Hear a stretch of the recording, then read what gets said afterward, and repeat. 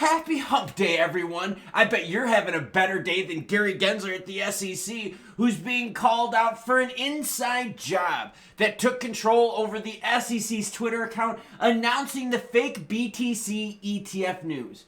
Now, sadly, plenty of people were liquidated on false news coming from an official government account. But what's worse is why that account was able to be compromised. Wait until you hear the reasons, and then you got to ask yourself, oh man, we're really fucked now with Gary at the helm, aren't we? You can't make this kind of shit up. Now, seriously, how many out there think that this just tarnishes an already nasty reputation with the SEC and puts even more heat on the fire Gary Gensler action? Just for Thrills says it sounds like the SEC and Gary is trolling investors. You bet your butt they're trolling investors, dude. This is an absolute mess. Lots of Scotch says SEC fails to use two-factor authorization. Dude, that is so true, you won't believe it. Bitcoin sitting at 45,101 ETH. 2390 ETH making the move. Hey, is there a reason to get on ETH now? Are any of you out there looking to get on ETH to make some big moves? Sol deep in the red, under $100 at $93. XRP at 55.6 with XLM right now at 11.3. Utility. Now, what's all over the news? Well, it's not time to commit. It's this. SEC forced to clarify. SEC Chair Gensler's false tweet. X blames SEC for hacked account. U.S. government's... Yeah, that's all over the news, and let's learn. Eleanor Tourette broke the story about the ETF approval yesterday, and she's like, yo, this is fake. What the hell? My source was the government, and she had to get rid of that tweet along with the government, so let's learn. New, the SEC hack. The compromise was not due to any breaches of X's systems, but rather due to unidentified individual obtaining control over a phone number associated with the SEC Gov account through a third party. This is now coming from Twitter directly. We can confirm that the account at SEC Gov was compromised, and we've completed a preliminary investigation. Based on our investigation, the compromise was not a breach of any of X's system, but rather an unidentified individual obtaining control over a phone number associated with the SEC. We can also confirm that the account did not have two-factor authentication enabled at the time that the account was compromised. We encourage all users to enable this extra layer of security.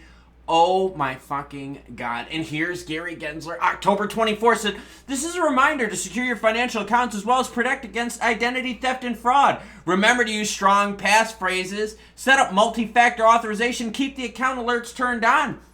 Gary, I don't think you did any of those three. And that's what we're all freaked out about. Like, dude, you're preaching something and you're not even following through with it. Now let's put the old tinfoil hats on real quick here and have some fun.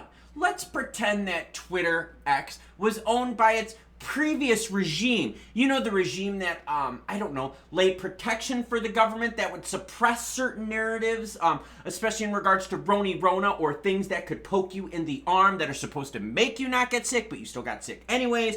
But then Twitter was out there running cover for the government. Well, guess what, government? Elon ain't about you, and he is willing to expose the fact that you're a bunch of complete fucking morons. This is one thing that I can say that I am happy about in 2023, and that's Twitter went to Elon, which means that we're not going to have a mainstream media outlet source out there running protection for the government line. Because you know as well as I do that the previous Twitter regime wouldn't have done any sort of investigation like this. They would have come up with some cockamamie bullshit answer and would have protected the government. Just like they protected the government with all the misinformation shit that was out there. What about when Twitter was running all the election stuff that was false? What about when they were running all the Rona stuff? What about when they were blocking people questioning science? Oh my God, we can't question science. Well, fuck you, United States government. You got caught with your pants down and you look like absolute fucking morons. I have zero compassion for either side of the aisle in the United States government. McHenry? Oh, yeah, don't make me be the first person to subpoena Gary Gensler. Well, guess what, you fuckbag? You talked about it for 10 months and you haven't done shit about it. So your follow-through sucks balls.